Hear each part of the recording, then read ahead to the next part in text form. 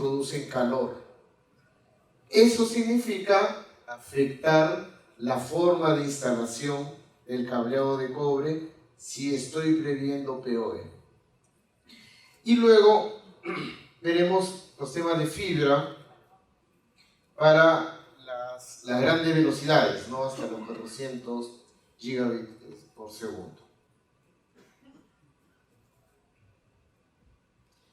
Y en cuanto a las normas, recordemos siempre que todo comienza con los equipos activos. Son los que marcan la pauta. Luego aquellos fabricantes de pasivos, de cableado estructurado, fabricantes como nosotros, fabricantes como los que están acá, siguen eso en sus comités para poder adecuarse y hacer una correcta infraestructura. ¿Y por qué tiene que ser así? Porque el fabricante del equipo va a determinar, por ejemplo, su modulación, ¿no es cierto? Al comienzo, muy bajas velocidades transmitía 1 y 0, muy fácil. Pero después se comenzó a trabajar en otras modulaciones que implicaban una sensibilidad mayor a las altas frecuencias. Entonces, ¿hasta qué frecuencia verificar una relación señal-ruido adecuada para que la señal llegue al destino? Para que el ruido no sea suficientemente fuerte como para dañar la señal. Entonces siempre son los señores de equipos activos los que marcan la pauta del desarrollo de las normas en cableado estructurado.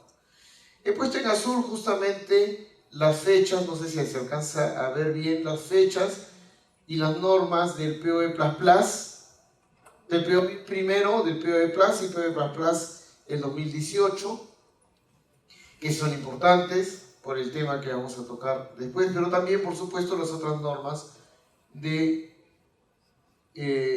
equipos cableados. Esta izquierda, la izquierda es equipo cableado, la derecha Wi-Fi inalámbrico, la 802.11.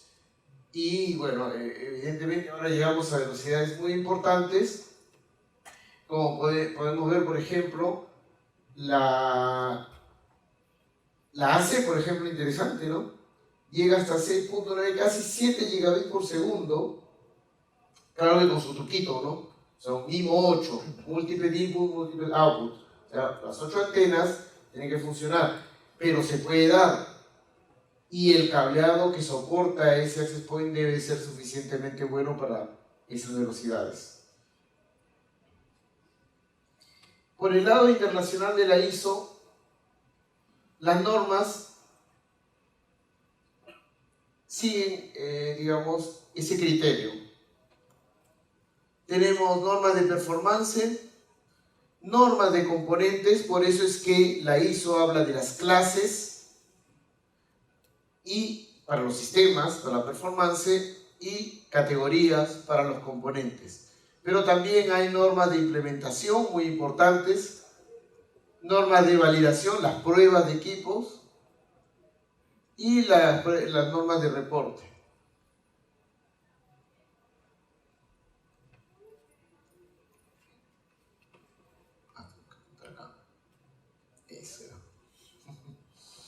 Bien. Entonces, por ejemplo, es interesante ver que algunas se están modificando justamente por esas nuevas tendencias. Este es interesante, por ejemplo, se está trabajando con las nuevas tecnologías, como por ejemplo el MPTL, por ejemplo, se está trabajando.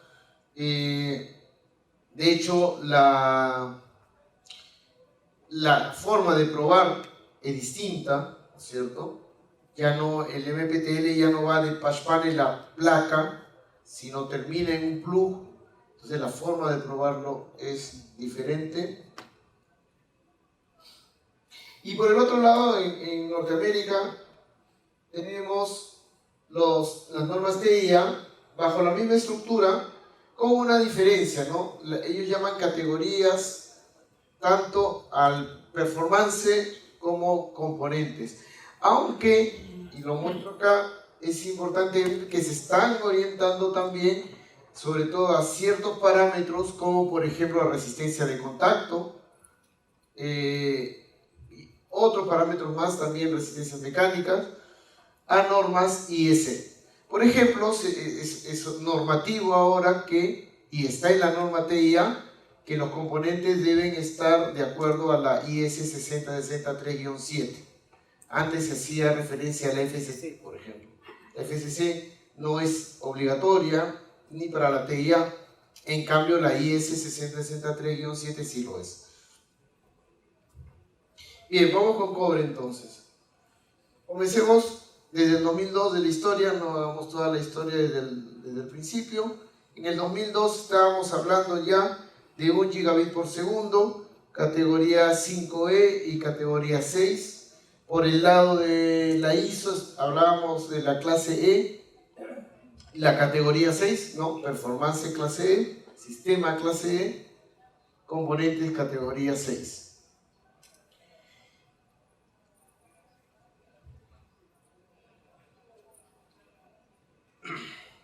Perdón.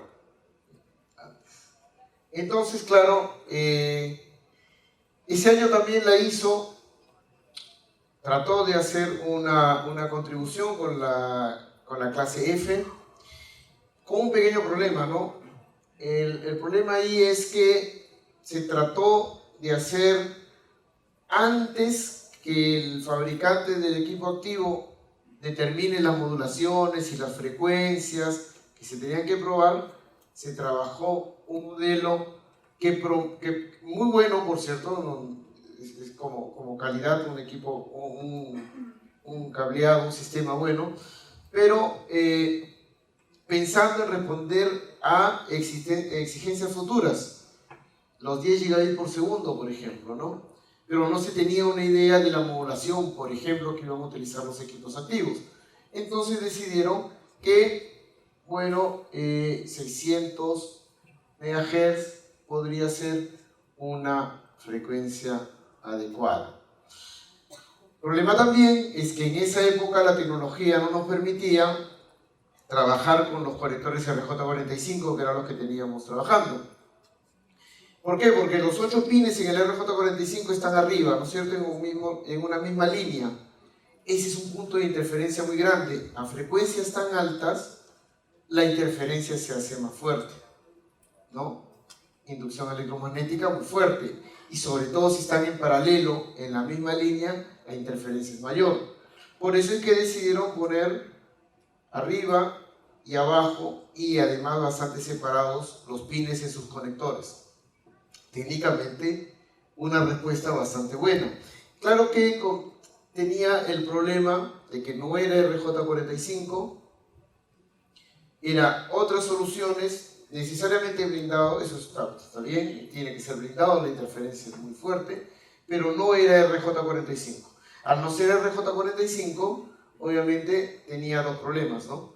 No soportaba las tecnologías anteriores, o sea, ya no podía utilizar mi plug RJ45 con este nuevo conector. Y además teníamos que ver si los fabricantes de equipos activos se iban a decidir o no por el RJ45 o los nuevos conectores. Bueno, ¿qué pasó? Salió el 10 gigabit por segundo hecho por los fabricantes de equipos activos, 10 gigabit por segundo, 10G base T, cobre, y poco tiempo después los fabricantes en las normas hicieron, por supuesto, para TIA la categoría 6A con conectores RJ45. Porque los fabricantes de equipos activos en esa época ya tenían la tecnología suficiente para llegar a los 10 gigabits por segundo con jacks RJ45. Y las pruebas se necesitaban hacer solo hasta 500 MHz.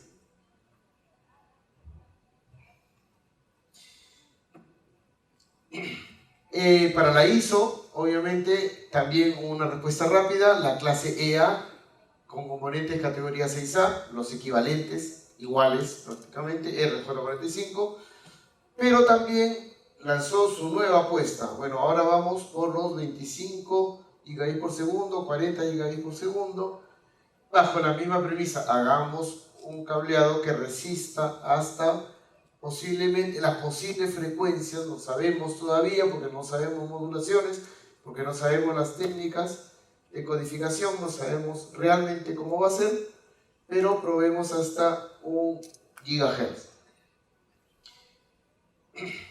Estos 10 gigabits por segundo traen algunas trajeron complicaciones también para la categoría 7, pues eso prácticamente desapareció y surgió la 7A, ¿no?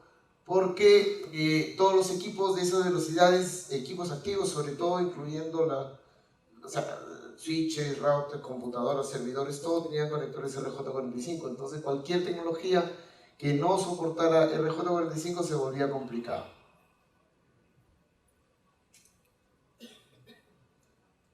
Entonces, bueno, la 7A surgió pensando más que en el 10 gigabits por segundo en las velocidades más grandes futuras. Pero hasta cuánto probar era el asunto, ¿no? Y entonces apostaron por 1 GHz, llegar hasta 1 GHz con los conectores no RJ45. Bueno, la historia, como la conocemos, llegó, primero en los 2.5 y 5 gigabits por segundo, sobre todo para soportar los Wi-Fi de alta velocidad, ¿no es cierto? Teníamos que soportar Wi-Fi de alta velocidad, entonces podíamos utilizar el categoría 6A, pero teníamos que ver qué posibilidades tenemos con otros cables como los 5E, los 6 mismos para soportar esas altas velocidades. Y bueno, hay papers, esto lo podemos encontrar en la red, están totalmente liberados esas tecnologías, soportadas con cableados anteriores, ¿no? Con 5E, categoría 6 y 6A. 6A, por supuesto, permite todas las distancias, cualquier distancia.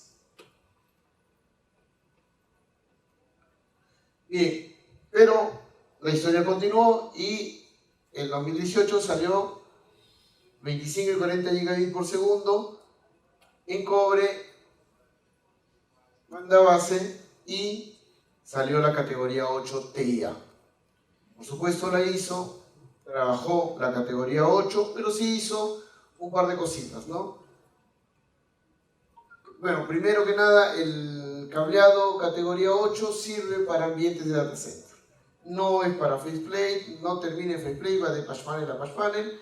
Canales máximos de 30 metros para ambientes como este, por ejemplo, un tipo end of row con sus limitaciones en distancia a 30 metros y no es para escritorio. ¿Cuál fue la diferencia con la ISO? La categoría 8 TIA usa conectores RJ45 y la ISO habló de dos clases, la clase 1 y los componentes llamados categoría 8.1, que es igual que el 8, el mismo, idéntico, RJ45, pero lo llaman 8.1. Y la clase 2, igual, las mismas pruebas hasta los 30 metros, pero los conectores son categoría 8.2, o sea, los que no son RJ45. Así está la historia hasta el momento, así está avanzando. Entonces los conectores no RJ45 para la clase 2, 8.2, categoría 8.2, y los conectores RJ45 para la clase 1, conectores categoría 8.1. Bueno, ¿qué sigue en cobre entonces? No hay nada sobre categoría 9. Está limitado la categoría 8 a 30 metros, pero trabajando a 40 gigabits por segundo. Para LAN todavía sigue siendo una buena velocidad de transmisión, los 10 gigabits por segundo. Los 25 gigabits por segundo trabaja, y para mayores distancias es posible que pueda trabajar con categoría 8, con categoría 7A no estamos del todo seguros.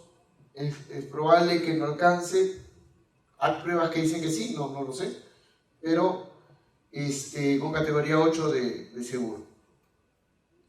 Y sí hay algunos trabajos para llegar al escritorio con 25 gigabits por segundo en enlaces no de 100 metros, pero sí que superen los 50 metros. Sin embargo, claro, no hay trabajo de la IEEE al respecto.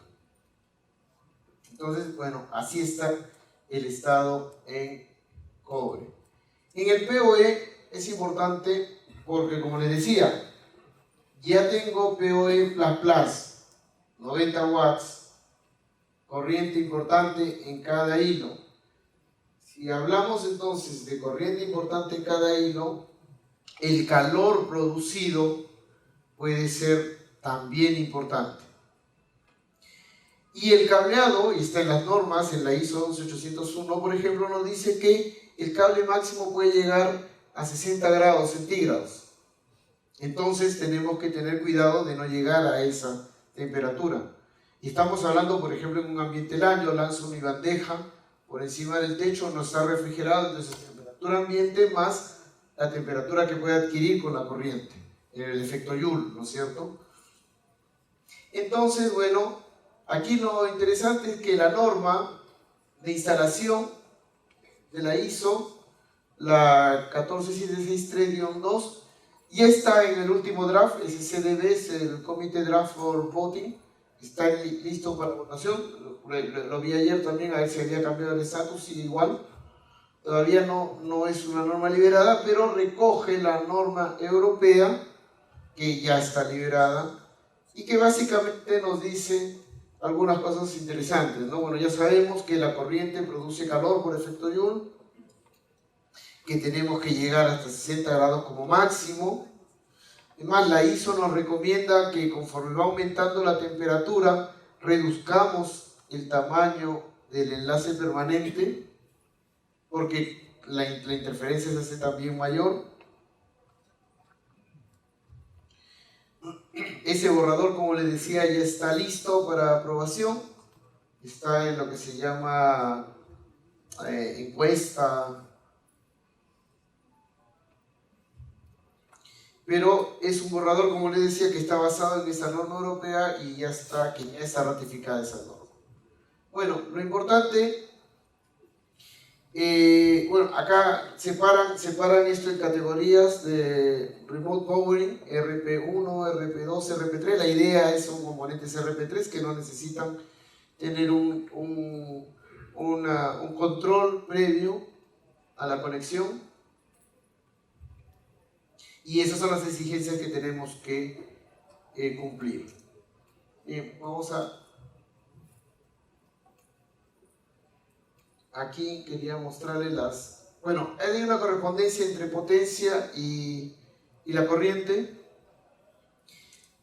Los tipos que están acá indicados son los del PoE, ¿no? El tipo 1, o sea, el PoE simple, el primero, hasta 15 watts, 15.4. El tipo 2 hasta 30 watts, el PoE Plus. Y el PoE Plus que tiene 60 watts en el tipo 3 y 90 watts en el tipo 4, ¿no? La corriente, para esta clasificación, la corriente en el conductor podría llegar en el Plus hasta cerca de 460, cerca de 500 en realidad, y también una corriente promedio en el conductor cerca a 500, 460, 400 y algo más, ¿no?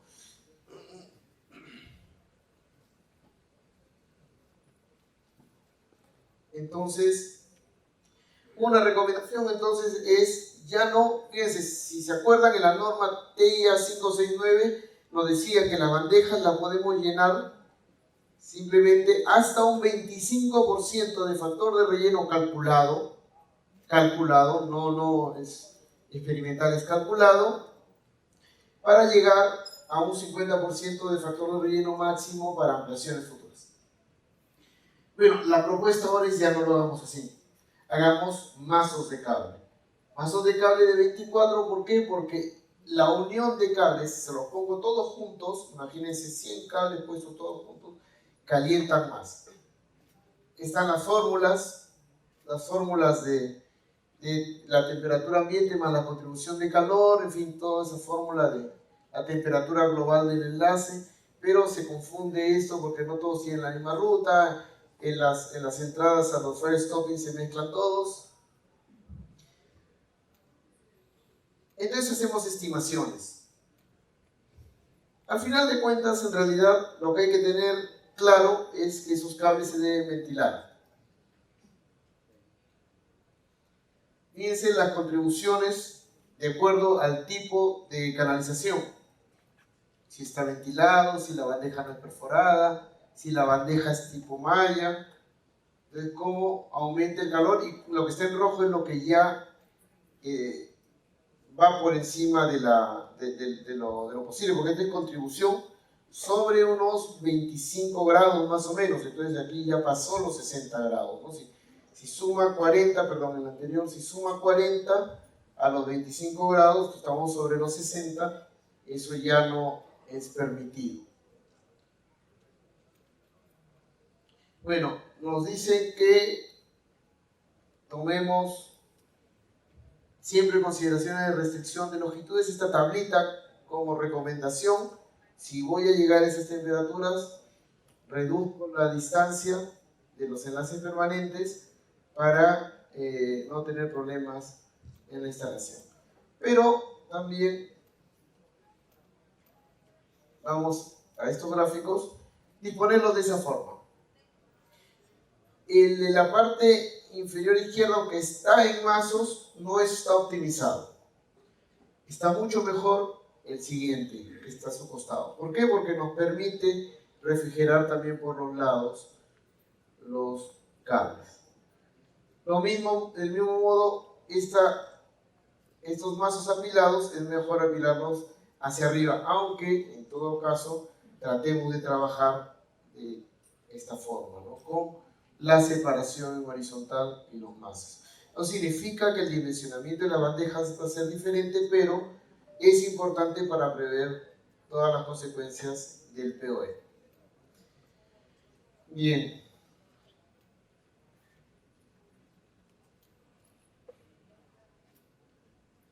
En fibra, vamos a ver rápidamente.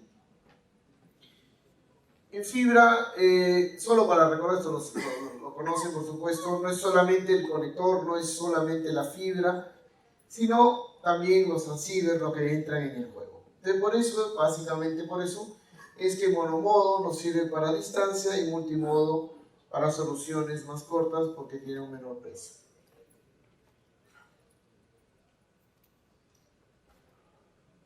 Bien.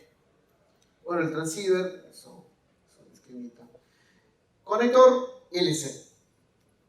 El SC y el ST ya son muy antiguos.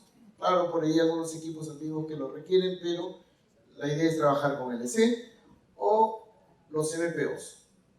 Los MPOs que pueden ser de 12 o de 24 hilos en doble fila, pero que nos permiten trabajar velocidades mayores sobre todo. Veamos este cuadrito. Si yo quiero trabajar, por ejemplo, a 10 GB por segundo, utilizo OM3 o M4, un hilo transmisión, un hilo recepción, funciona bien. No hay problema. La diferencia entre OM3 y OM4 va a ser que uno alcanza 300 metros y el otro 400. Perfecto. Pero si yo quiero, por ejemplo, 40 gigabits por segundo, yo necesito 4 fibras para transmisión, cada una de 10 gigabits, y 4 fibras para recepción, cada una con 10 gigabits. Ahí tengo los 40 gigabits por segundo.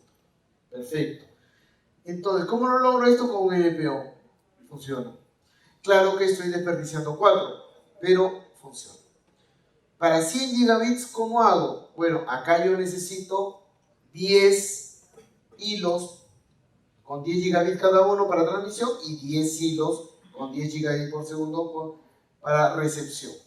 Estoy desperdiciando en un MPO, por ejemplo, de 24, estoy desperdiciando 4 hilos, pero funciona.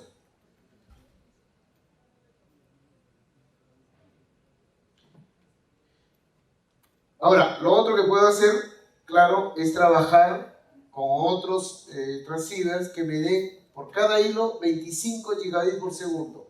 En ese caso, con solo 2 hilos, uno para transmisión y otro para recepción, puedo tener 25 gigabits por segundo.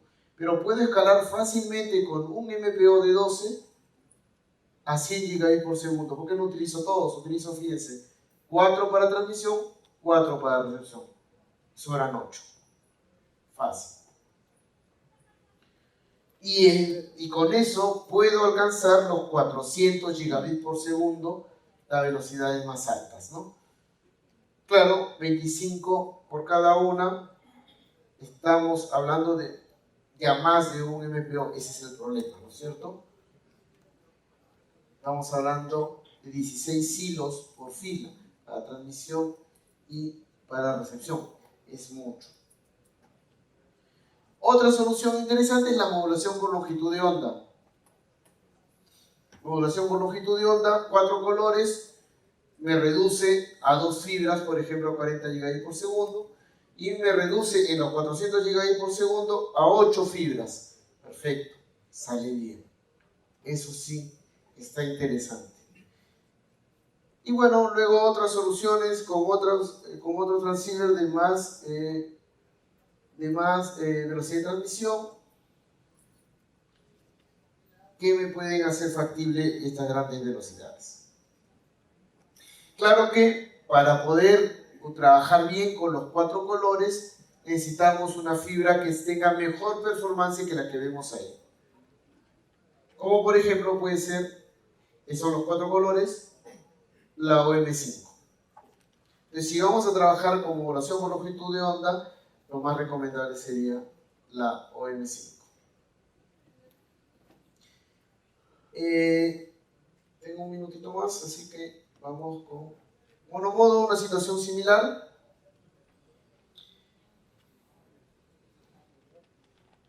El problema ahí, si yo quiero con solo 2 hilos para 400 gigabits por segundo, es que necesitaría trabajar con 8 longitudes de onda, lo cual se complica mucho. Pero como pueden ver en el cuadro, con estas situaciones es posible. Bueno, ¿qué sigue? Lo que está ahí. El único problema que vemos que el MPO, siendo una buena solución, está limitado a múltiplos de 12, ¿no? Entonces, las soluciones no están encajando con eso. Entonces, eso hace que el futuro del MPO sea de repente un poco incierto, no sabemos. Porque, vieron, estamos desperdiciando hilos o nos faltan hilos en otros momentos, ¿no? El OM5 sí es una muy buena alternativa, pero no quiere. Ahí está. Esas pequeñas variaciones en el OM3 y en el OM4 se han hecho para alinearse con el OM5. Bien. Sí, ya estamos con el tiempo. Muy bien.